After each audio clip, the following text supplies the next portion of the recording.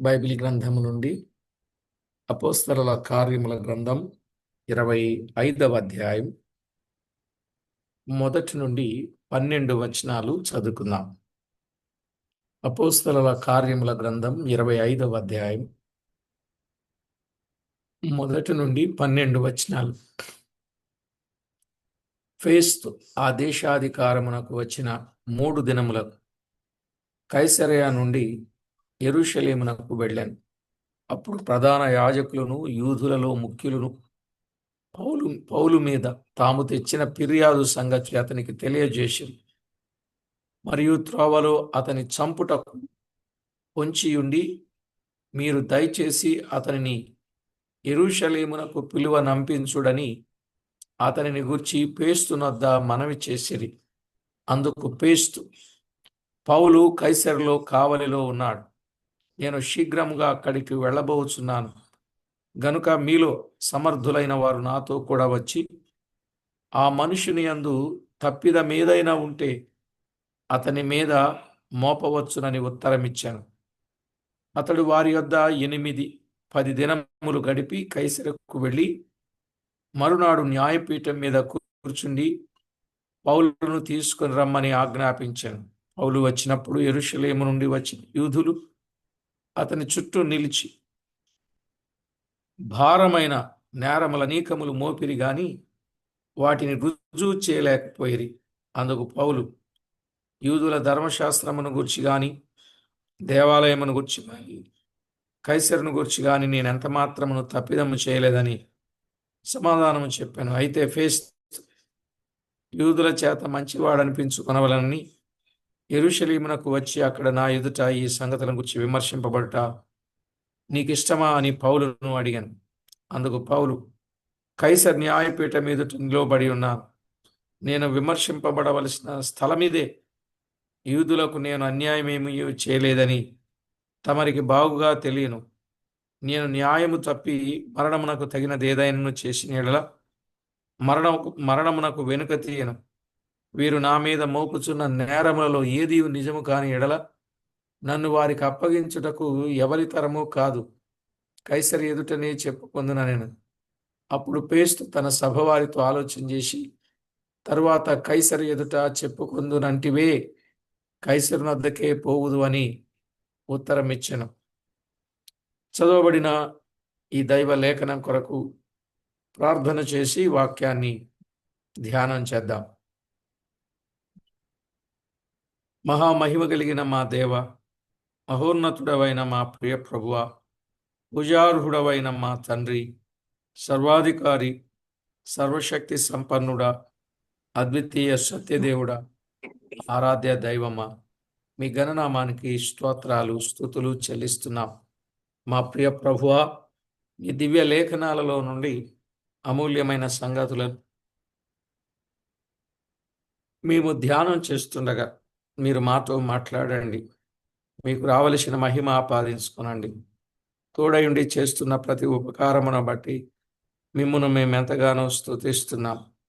మా ప్రియ ప్రభువా, అన్ని విషయాల్లో మీకు రావలసిన ప్రభావ మహాత్యం మీరు ఆపాదించుకొనమని కోరుచున్నాం. అల్పుడను, బలహీనుడను, నిష్ప్రయోజకుడను నన్ను మరుగుపరచి ఉపయోగించండి. లేఖనాల వెలుగులో సత్యాలు తేటపరచండి. మీకు రావలసిన మహిమ మా అందరి ద్వారా ఆపాదించుకొనమని కోరుచు వాక్యమై ఉన్న మా ప్రభువును రక్షకుడునైన క్రీస్తు యేసు అమూల్యమైన నామమున స్తోత్రము చెల్లించి స్తుతించి ప్రార్థించి మిక్కిలి వినయముగా బ్రతిమలాడి వేడుచున్నాం మా పరమ తండ్రి, ఆమేన్. ప్రభునందు ప్రియులారా, మనము చదువుకున్న ఈ వచన భాగాలలో నుండి కొన్ని వాస్తవిక సత్యాలు తేటగా విందాం. ప్రభు పిల్లలంగా ఈ 25వ అధ్యాయములో వినవలసిన ముఖ్యాంశం ఏమిటా ముఖ్యాంశం అనంటే, దేశ అధికారి అయిన ఫేస్తు ఎదుట పౌలు. దేశ అధికారి అయిన ఫేస్తు ఎదుట పౌలు. ఇందులో క్రీస్తు మనకు తేటగా కనబడతాడు. చనిపోయి తిరిగి లేచిన క్రీస్తు మనకి కనబడతారు. చనిపోయి తిరిగి లేచిన క్రీస్తు. ఇందులో కొన్ని భాగాలు, అంటే 27 వచనాలు ఉన్నాయి. ఈ 27 వచనాలను 3 భాగాలుగా చేయడం జరిగింది. 27 వచనాలు 3 భాగాలు. 1 నుండి 12 వచనాలు ఫేస్తు ఎదుట, సభవారి ఎదుట పౌలు విమర్శ. 1 నుండి 12 వచనాలు ఫేస్తు ఎదుట, సభవారి ఎదుట పౌలు విమర్శ. ఇక 13 నుండి 22 వచనాలు 13 నుండి 22 వచనాలు అగ్రిప్పరాజు ఎదుట ఫేస్తు పౌలును గూర్చి సాక్ష్యమిచ్చుట. అగ్రిప్పరాజు ఎదుట ఫేస్తు పౌలును గూర్చి సాక్ష్యమిచ్చుట. ఇక 23 నుండి 27 వచనాలు 23 నుండి 27 వచనాలు పట్టణమందలి ప్రముఖ అధికారుల ఎదుట పౌలు తేబడుట. పట్టణమందలి ప్రముఖ అధికారుల ఎదుటకు పౌలు తేబడుట. 1 నుంచి 12 వచనాలు ఫేస్తు ఎదుట, సభవారి ఎదుట పౌలు విమర్శ. 13 నుండి 22 వచనాలు అగ్రిప్పరాజు ఎదుట ఫేస్తు పౌలును గూర్చి సాక్ష్యమిచ్చుట.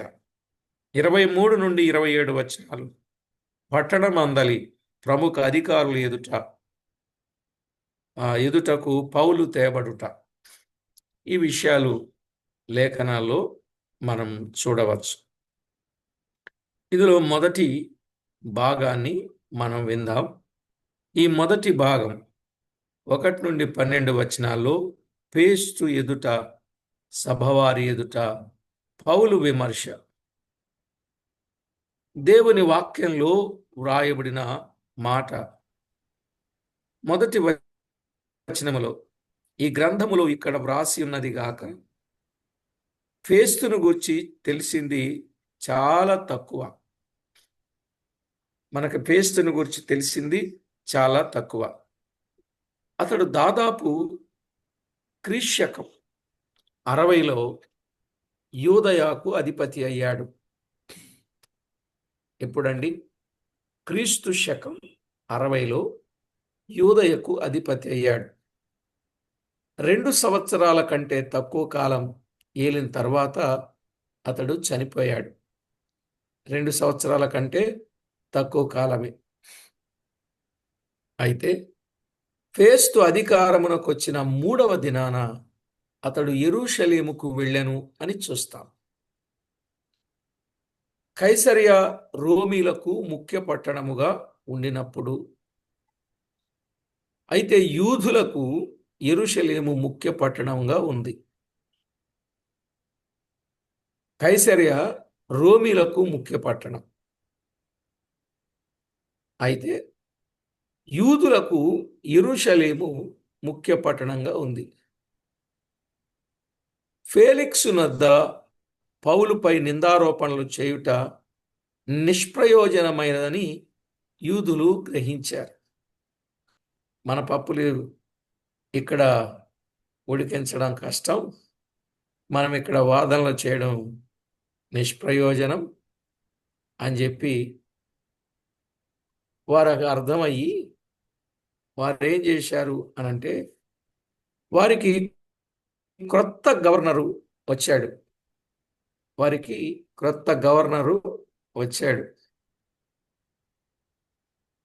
వెంటనే యూదులు పౌలుపై గల నిందలను ఫేస్తుకు తెలియజేశారు.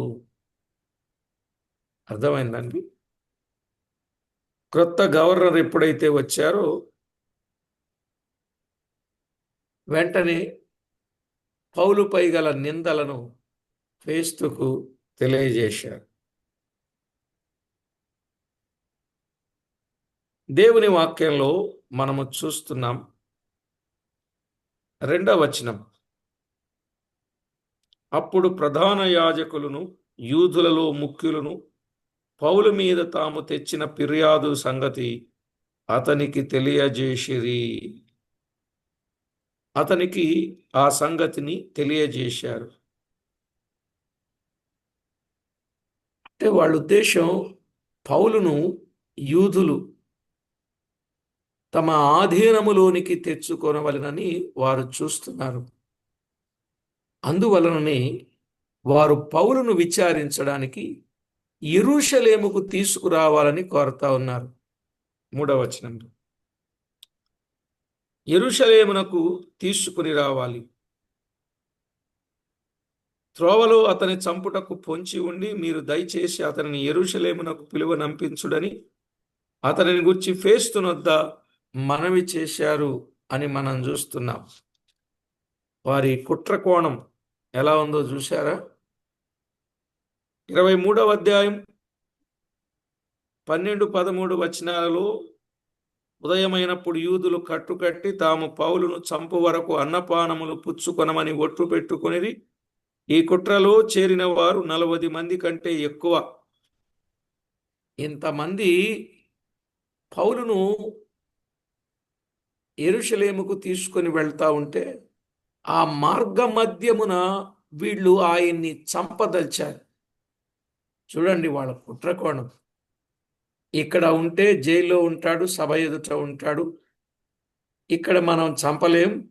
ప్రయాణంలో ఉంటే ఎలాగోలాగా వెహికల్ని పేల్చేయడమో లేకపోతే ఇంకోటి ఏదైనా చేసేయడమో, అక్కడ బంట్రోతులైనటువంటి వారికి సొమ్మిచ్చి ఎలాగోలాగా ఆయన్ని పక్క సైడ్ చేయించి చంపించేయడం, ఏదో మొత్తానికి వారి ఆలోచనలు చూడండి ఎంత విడ్డూరంగా ఉన్నాయో. అందువలన నీతిని వెదుకుట లేదనియు వారు దుర్మార్గులై ద్వేషించుచున్న ఈ మనుషుని నాశనము చేయుటకు తగు తరుణము కొరకు వారు ఎదురు చూచుచున్నారని మనకు విషదమైపోతా ఉంది, మనకు అర్థమైపోతా ఉంది. చూశారా ప్రియులారా వారి ఆలోచనలు? పౌలు నిజంగా ప్రభు కొరకు ఎంతటి ఇబ్బందిని అనుభవిస్తున్నాడు మీరు ఆలోచన చేయండి. అయితే యేసుక్రీస్తు నుండి వేరుపరచబడిన ఈ మతం ఎంతటి క్రూరమైనదో గమనిస్తాం. ఏ మతం అది? యూదా మతం. యేసుక్రీస్తు నుండి వేరైపోయారు. అందుకే యేసుక్రీస్తుని గురించి ప్రకటిస్తే వారికి నచ్చడంలా. అయితే ఫేస్తు వారి కుట్రను ఎరుగకయే పౌలు కైసరియా నందు బంధింపబడినందున మీలో అధికారులైన వారు నాతో కూడా వచ్చి ఆ మనుషుని తప్పిదం ఏదైనా ఉంటే అతని మీద మోపవచ్చు అని చెప్పాడు 4-5 వచనాల్లో. మీలో సమర్థులైన వారు నాతో కూడా వచ్చి ఆ మనుషుని మీద తప్పిదం ఏదైనా ఉంటే చెప్పండి.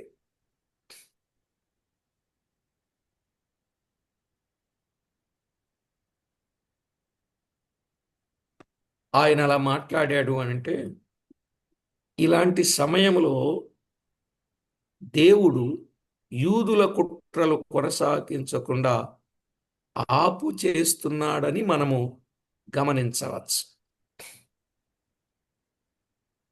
అర్థమైందండి? ఈయన మాట్లాడిన మాట,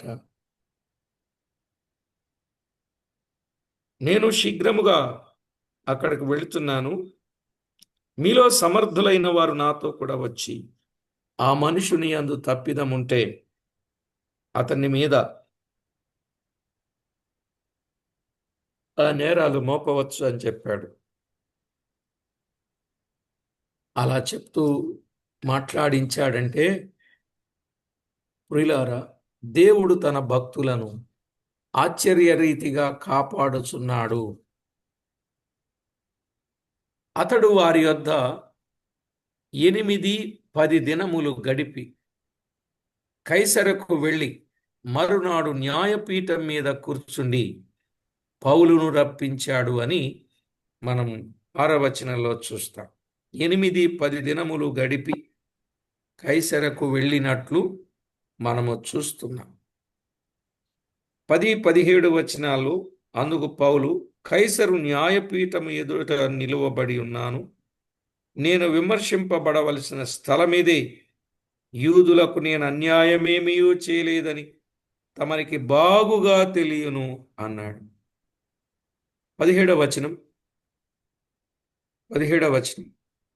కాబట్టి వారిక్కడికి లేక వారక్కడికి కూడి వచ్చినప్పుడు నేను ఆలస్యమేమీ చేయక మరునాడు న్యాయపీఠం మీద కూర్చుండి ఆ మనుషుని తీసుకుని రమ్మని ఆజ్ఞాపించి తిని అన్నాడు.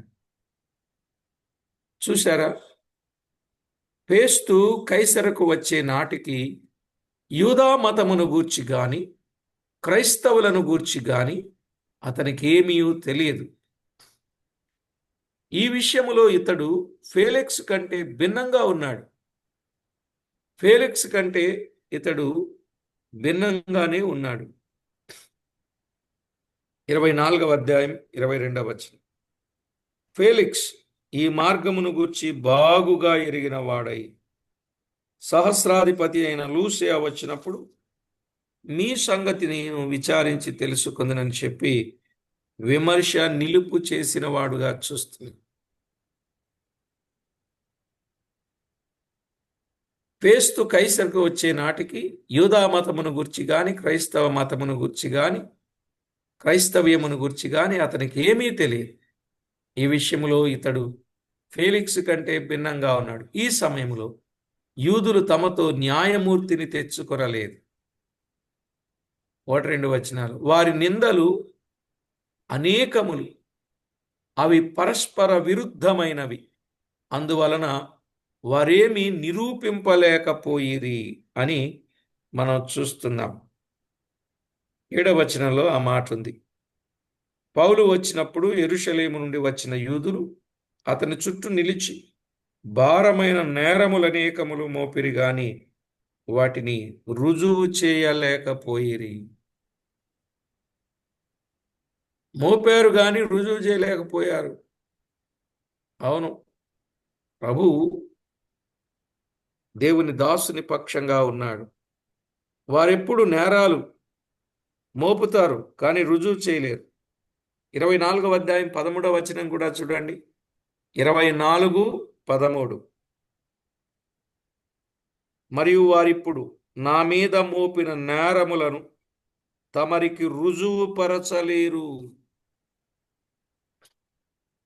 నా మీద మోపబడిన నేరములు తమరికి రుజువుపరచలేరు. కారణం ఏమిటి? ఇతడు తప్పిదము చేసుంటే ఎవరైనా రుజువుపరుస్తారు. తప్పిదము లేని వాటిని ఎలా రుజువుపరచగలరు? గనుక వారు ఆరోపించిన నిందలకు పౌలు ఒప్పుకోలేదు. ఫేస్తు కూడా యూదుల మన్నలను పొందగోరాడు. అందువల్ల పౌలు ధర్మశాస్త్రమును గూర్చి గాని దేవాలయమును గూర్చి గాని కైసరును గూర్చి గాని ఎంత మాత్రమును తప్పు చేయలేదని సమాధానము చెప్పాడు. 8వ వచనంలో యూదుల ధర్మశాస్త్రమును గూర్చి గాని దేవాలయమును గూర్చి గాని కైసరును గూర్చి గాని నేను ఎంత మాత్రము తప్పిదము చేయలేదని సమాధానము చెప్పాడు కదా. అయితే ఫేస్తు ఏం చేశాడు? 9వ వచనంలో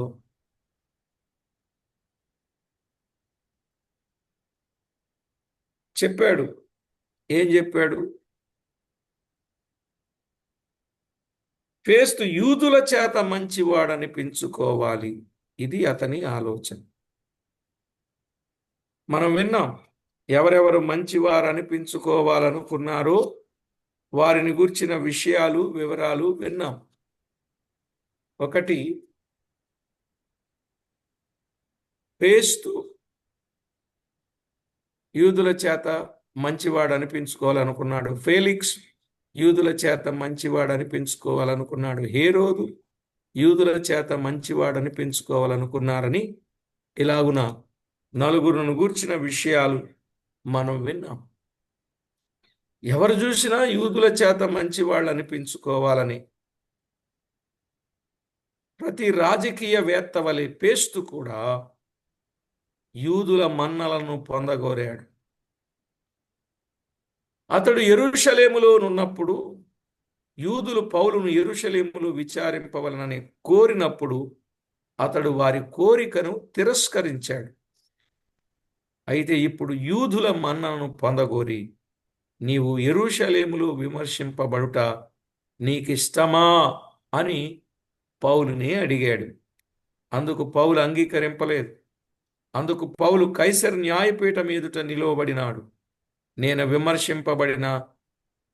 విమర్శింపబడవలసిన స్థలమిదే. 10వ వచనంలో చెప్పాడు ఆ మాట. నేను విమర్శింపబడిన స్థలమిదే. యూదులకు నేను అన్యాయమేమీ చేయలేదని తమరికి బాగుగా తెలియను. 7-8 వచనాలు మనము చూడవచ్చు.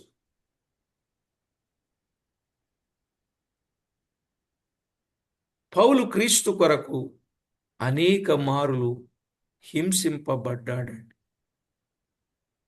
నేనేమీ తప్పిదము చేయలేదని పౌలు చెప్పుచున్నాడు. నేను తప్పిదము చేసినచో మరణమునకు వెనుక తీయను.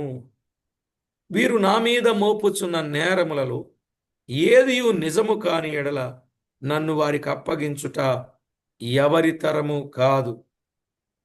కైసరి ఎదుటనే చెప్పుకొందును అన్నాడు. ఆ మనుషులకు అప్పగించడం ఎవరి తరము కాదు.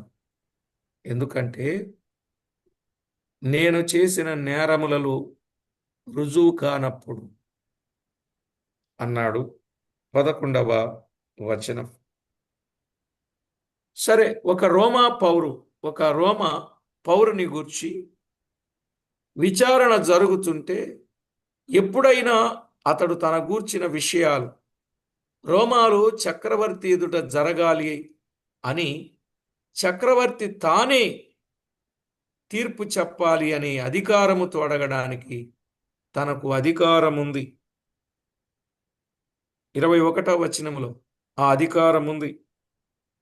అయితే పౌలు చక్రవర్తి విమర్శకు తన్ను నిలిపి ఉంచవలెనని చెప్పుకొనినందున నేనతనిని కైసరుని వద్దకు పంపించు వరకు నిలిపి ఉంచవలెనని ఆజ్ఞాపించి తిని అన్నాడు. హైకోర్టులో న్యాయం జరగకపోతే సుప్రీంకోర్టుకి వెళ్తారు కదా అండి, అవునా?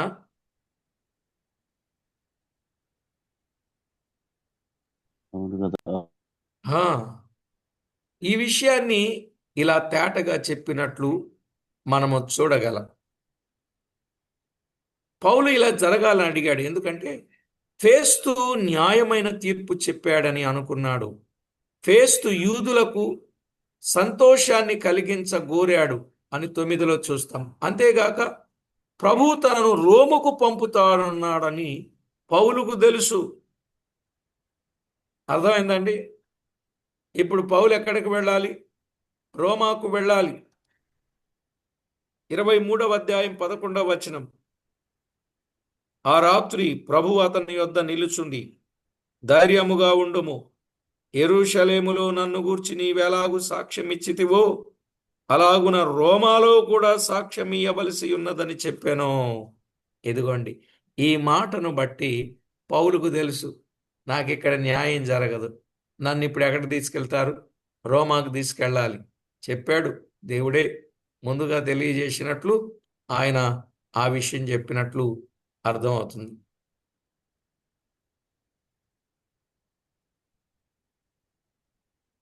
ప్రభువు తనను రోముకు పంపుతానన్నాడని పౌలుకు తెలుసు. ఇక్కడ కథ ఈ విధంగా అడ్డం తిరిగినందున అతడు వెంటనే తన సభవారితో ఆలోచన చేసినట్లుగా చూస్తాం. 12వ వచనం. అప్పుడు పేస్తు తన సభవారితో ఆలోచన చేసిన తరువాత, కైసరు ఎదుట చెప్పుకొందునంటివే, కైసరునొద్దకే పోవుదు అని ఉత్తరమిచ్చాడు. గమనించండి ప్రియులారా, పౌలు రోమా పౌరుడు కానిచు ఈ విధంగా చెప్పి ఉండడు. అందుచేత పేస్తు తప్పనిసరిగా పౌలు కోరికను మన్నించవలసి వచ్చాను. కైసరు ఎదుట చెప్పుకొందునంటివే, కైసరునొద్దకే పోవుదువని ఉత్తరమిచ్చాడు. పౌలును నాశనము చేయవలనని యూదుల కాంక్ష ఈసారి కూడా నెరవేరలేదు. చూసారండి, ఇప్పుడు కూడా వారు చెప్పినట్లుగా, వారు ఆలోచించినట్లుగా, వారు కుట్ర పన్నినట్లుగా ఆ కుట్ర నెరవేర్చబడలేదు. అవును, దేవుడు తన భక్తుల పక్షంగా ఉండి కాపాడువాడు. అవును కదా, నిజంగా ఎంతలా కాపాడతాడో. తిమోతికి రాసిన 2వ పత్రికలో 4వ అధ్యాయం 17వ వచనంలో ఒక మంచి మాట ఉంది. ఏముంది? తిమోతికి రాసిన 2వ పత్రిక 4వ అధ్యాయం 17వ వచనం. అయితే నా ద్వారా సువార్త పూర్ణముగా ప్రకటింపబడు నిమిత్తమును, అన్యజనులందరూ దాని విను నిమిత్తమును ప్రభువు నా ప్రక్క నిలిచి నా పక్షమున ఉండి అని పుట్టినోట్లో చూస్తా.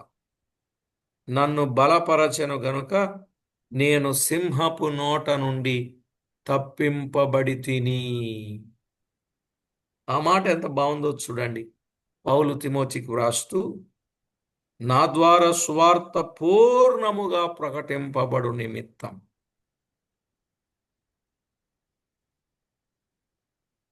సువార్త ప్రకటించే వారిని ప్రభువు కాపాడుతూనే ఉంటాడు. ఎందుకని? ఆయన సువార్త పూర్ణముగా ప్రకటింపబడాలి.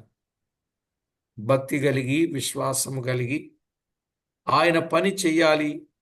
ఆయన పని చేస్తున్న వారి విషయంలో ఇలాంటి చక్కని కాపుదల దేవుడిస్తాడు. అన్యజనులందరూ దాని విను నిమిత్తం ప్రభు నా ప్రక్కన నిలిచాడు.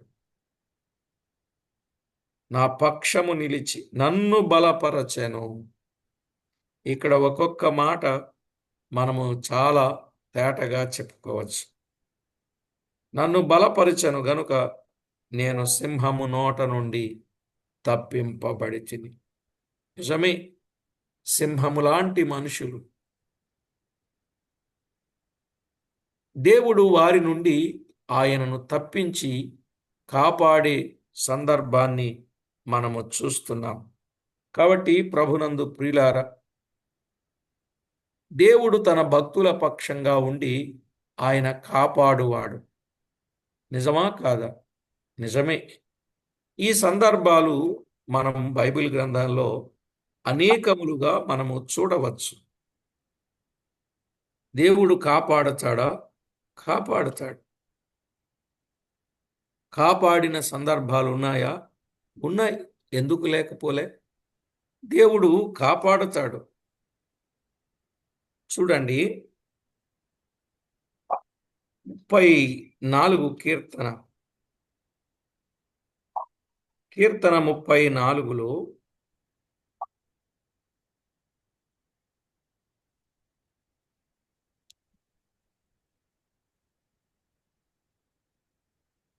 దేవుడు 7వ చరణం, యెహోవాయందు భయభక్తులు గలవారి చుట్టూ ఆయన దూత కావలి ఉండి వారిని రక్షించును అని చూస్తున్నాం. యెహోవాయందు భయభక్తులు గల వారి చుట్టూ ఆయన దూత కావలి ఉండి వారిని ఏం చేస్తాడు? రక్షిస్తాడు. నిజమే ప్రియులారా, ఆయన దూతలను కావలి ఉంచి ఆయన తన భక్తులైన వారిని ఆయన రక్షించే దేవుడు అని ఏ సందేహము లేకుండా మనము చెప్పవచ్చు. నిజమే, మన ప్రియ ప్రభు అలాగున రక్షించేవాడు. గనుక ప్రభునందు ప్రియులారా, దేవుడు ఖచ్చితంగా తన పిల్లల విషయములో ఆయన అలాగూ కాపాడి రక్షిస్తాడు. మనం ఎరుగుదాం, రాజుల రెండవ గ్రంథములో రాజుల రెండవ గ్రంథములో తన భక్తుల చుట్టూ చూడండి, 6వ అధ్యాయం 17వ వచనం. 6వ అధ్యాయం 17వ వచనం. యెహోవా వీడు చూచునట్లు యెహోవా వీడు చూచునట్టు దయచేసి వీని కండ్లను తెరవమని ఎలీషా ప్రార్థన చేయగా యెహోవా ఆ పనివాని కండ్లను తెరువజేశను కనుక వాడు ఎలీషా చుట్టూ పర్వతము, అగ్ని, గుర్రముల చేత, రథముల చేత నిండియుండుట చూచెను అని వ్రాయబడింది. 6వ అధ్యాయం 17వ వచనంలో ఇప్పుడు చెప్పండి, ఎలీషా చుట్టూ ఏమున్నట్లు? పర్వతము, అగ్ని, గుర్రములు, రథములు నిండియుండుట. దూతలను దేవుడు చుట్టూ ఉంచుతాడు, భయభక్తులు గల వారి చుట్టూ. ఇదిగో ఎలీషా చుట్టూ ఇప్పుడు చూడండి, ఇంకా విశేషం. దూతలే కాదు, పర్వతం ఉన్నది, అగ్ని ఉన్నది, గుర్రములు ఉన్నాయి, రథములు ఉన్నాయి, మధ్యలో ఎలీషా ఉన్నాడు. ప్రియులారా, దేవుడు తన ప్రజల చుట్టూ ఎంత కాపుదల పెడతాడో మనకు తెలియదు. కండ్లు తెరిచిన తర్వాత వానికి తెలిసింది. యోబు గ్రంథం 1వ అధ్యాయం 10వ వచనాన్ని చదివితే, యోబు గ్రంథం 1వ అధ్యాయం 10వ వచనం, నీవు అతనికిని అతని ఇంటి వారికిని అతనికి కలిగిన సమస్తమునకును చుట్టూ కంచె వేసితివి గదా.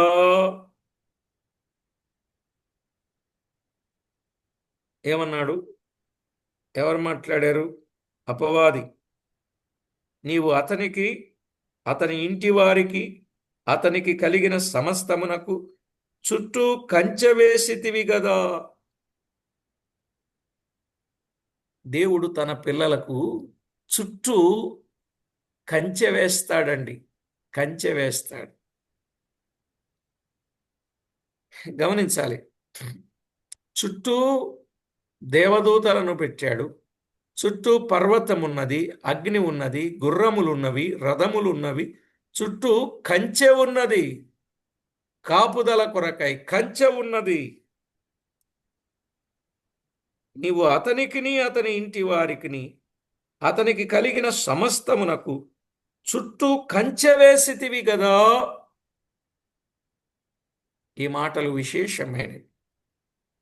అసలు ఇవన్నీ కాదండి, దేవుడే చుట్టూ ఉంటాడు. అవునా కాదు?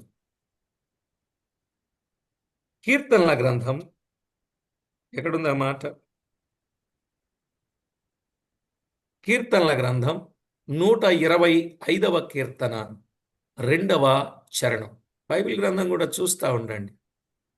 కీర్తనల గ్రంథం 125వ కీర్తన 2వ చరణం.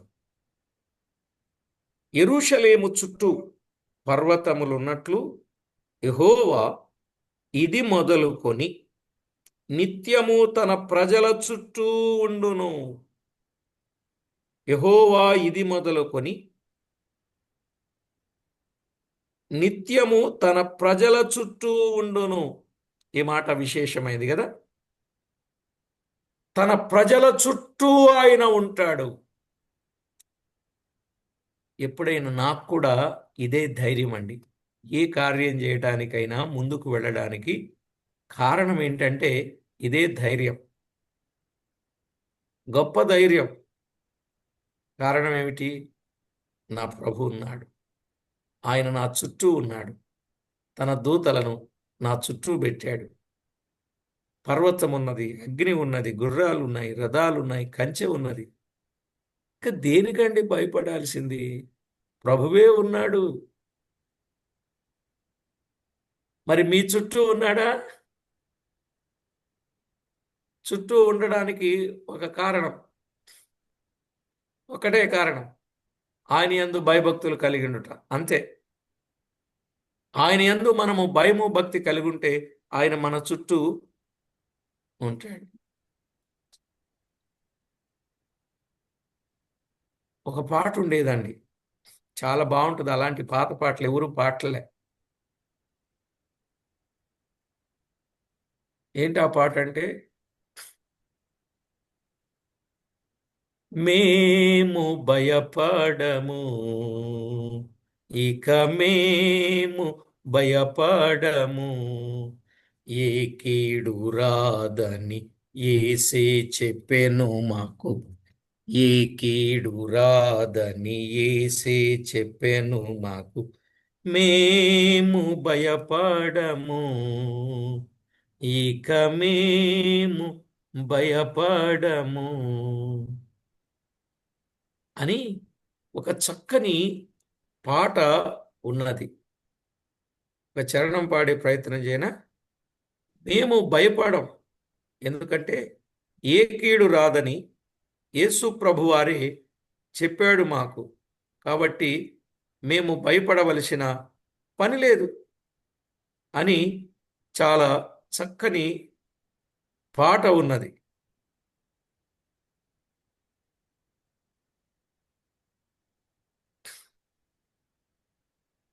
ప్రభు పిల్లల విషయంలో ప్రభు తన కాపుదల ఎంత గొప్పదిగా ఇచ్చాడో ఆ విషయాన్ని మనము తేటగా గమనించవచ్చు.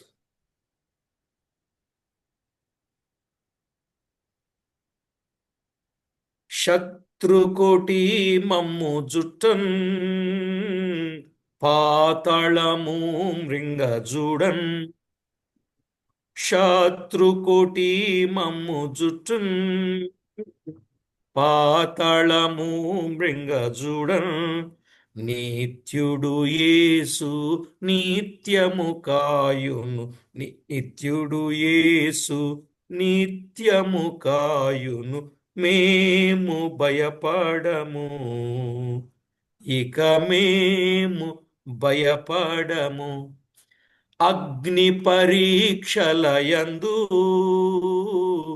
వాగ్దానమిచ్చే మాతో నుండా, అగ్ని పరీక్షలయందు వాగ్దానమిచ్చే మాతో నుండా, ఏ గడి అయినను విడువక కాయును, మేము భయపడము, ఇక మేము భయపడము.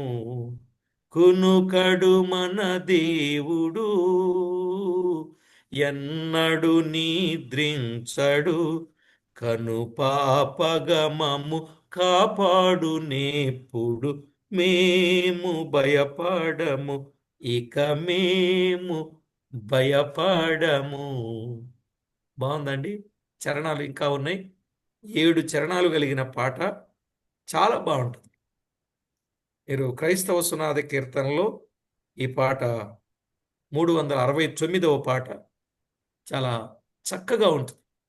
దయచేసి సాధ్యమైనంత వరకు మీరు క్రైస్తవ సునాద కీర్తనలు అనే పుస్తకాన్ని డౌన్లోడ్ చేసుకోండి. అందులో 1000 తెలుగు పాటలు ఉంటాయి, ఇంగ్లీష్ పాటలు కాకుండా 1000 తెలుగు పాటలు. ఆ 1000 తెలుగు పాటలకు ట్యూనింగ్ కూడా ఉంటుంది, ఆ క్రింద ట్యూనింగ్ కూడా ఉంటుంది. 1000 పాటలు మీరు ఈజీగా అలవోకగా నేర్చేసుకోవచ్చు. వాక్యానికి సరిపోయిన పాటలు. ఈ పాటల్లో కూడా ప్రియులారా, ఆరాధనకు సంబంధించినవి, క్రీస్తు యేసుకు సంబంధించినవి, స్తుతికి సంబంధించినవి, దేవుని ప్రేమకు కృపకు సంబంధించినవి, దేవుని సదుపాయాలకు సంబంధించినవి, పరిశుద్ధ లేఖనాలకు సంబంధించినవి, ప్రార్థనకు సంబంధించినవి, క్రైస్తవ జీవితానికి సంబంధించినవి, సువార్తకు సంబంధించినవి, ప్రత్యేక సమయాలు, వివాహం కానీ, క్రొత్త సంవత్సరం కానీ, మందిర ప్రతిష్ఠ కానీ, గృహప్రవేశం కానీ, మరణం కానీ, భూస్థాపితం కానీ, వీటన్నింటికి ఎప్పుడు ఎలాంటి పాటలు పాడాలో అన్ని రకాల పాటలు ఈ కీర్తన పుస్తకంలో ఉంటాయి. క్రైస్తవ సునాద కీర్తనలు అని మీరు ప్లే స్టోర్కి వెళ్ళి టైప్ చేస్తే చక్కగా రెడ్తో మీకు అవి కనబడతాయి. కాబట్టి ప్రభునందు ప్రియులారా, దైవ లేఖనాలలో వ్రాయబడిన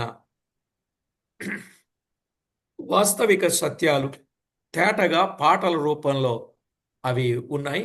వాక్య తూకానికి సరిపోతాయి. ఎక్కడ ఎలా పడితే అలా ఉండవు ఈ కీర్తన పుస్తకంలో. కాబట్టి ప్రతి వారు అది డౌన్లోడ్ చేసుకోండి. సరే ప్రియులారా, దేవుని పిల్లల చుట్టూ దేవుడే ఉంటాడు కనుక ఏ పరిస్థితులు వచ్చినా మనము దేనికి దిగులు పడవలసిన అవసరత లేదు. ఇక్కడ మనం పౌలు విషయాన్ని చూచినప్పుడు పౌలు ఎంతటి గొప్ప దేవుని మీద ఆనుకున్నాడు, ఆధారపడ్డాడు మనకు అర్థమవుతుంది. విశ్వాస నేత్రాలు కలిగిన వాడుగా ఉండగా ప్రభువే ఆయన పక్షంగా ఉండి ఆయన సింహపు నోట నుండి కూడా తప్పించగల సమర్థుడని విశ్వాసం ఆయన జీవితంలో ఉంది. ఈనాడు మనం కూడా ప్రియులారా అలాంటి గొప్ప విశ్వాస జీవితాన్ని కలిగి దేవునికి ఎంతో మహిమకరంగా జీవించగలుగున్నట్లు సిద్ధపడాలని ప్రభు పక్షంగా మనవి చేస్తున్నాను. మిగిలిన సంగతులు తర్వాత పాఠంలో విందాం. ప్రార్థన చేసుకుందాం. కృపా కనికరములు గల మా దేవ, కరుణా వాత్సల్యములు కలిగిన మా ప్రియ ప్రభువ, మీ ఘననామానికి వందనాలు, స్తుతులు, స్తోత్రాలు చెల్లిస్తున్నాం. దేవా, ఎంతో గొప్ప దేవుడవు, మమ్మల్ని ఎంతో ఎక్కువగా ప్రేమించిన వాడు, మా కొరకు ప్రాణం పెట్టి మరణించి సమాధి చేయబడి మృత్యుంజయుడుగా 3వ దినాన తిరిగి లేచి మహిమలో ఉన్నవాడు. అందును బట్టి మిమ్మును మేమెంతో స్తుతిస్తున్నాం. ప్రాణప్రియుడా, పౌలు మీ మీద ఆనుకొని ఏ న్యాయపీఠము దగ్గరకు వెళ్ళినా మీ కొరకు నమ్మకంగా ఆయన జీవిత సాక్ష్యాన్ని ప్రజలకు రుజువుపరచుచు మిమ్మును మహిమపరచుచు ఉన్నాడు. మా ప్రభువా, వారెన్ని నేరములు మోపిన రుజువు కాలేకుండా తన జీవితాన్ని, సాక్ష్యాన్ని, సేవను కాపాడుకుంటూ వచ్చాడు. ప్రభువా, మేమందరం కూడా ఏ పరిస్థితుల గుండా ప్రయాణం చేసినా మా జీవిత సాక్ష్యమును, సేవను కాపాడుకోగలుగునట్లు మా ప్రభువా, మా ప్రతి విధమైన సాక్ష్యమును మేము కాపాడుకోగలుగునట్లు మమ్మను సిద్ధపరచండి. నాటి భక్తులకు, భయభక్తులు గల వారికి చుట్టూ ఎలాగైతే మీరున్నారో ఈనాడు మాతో కూడా ఉన్నారని నమ్మి మిమ్మల్ని స్తుతించుచు మా ప్రభు అయిన క్రీస్తు యేసు మూల్యమైన నామమున స్తోత్రము చెల్లించి స్తుతించి ప్రార్థించి మిక్కిలి వినయముగా బ్రతిమలాడి వేడుచూ ఉన్నాం మా పరమ తండ్రి. ఆమేన్.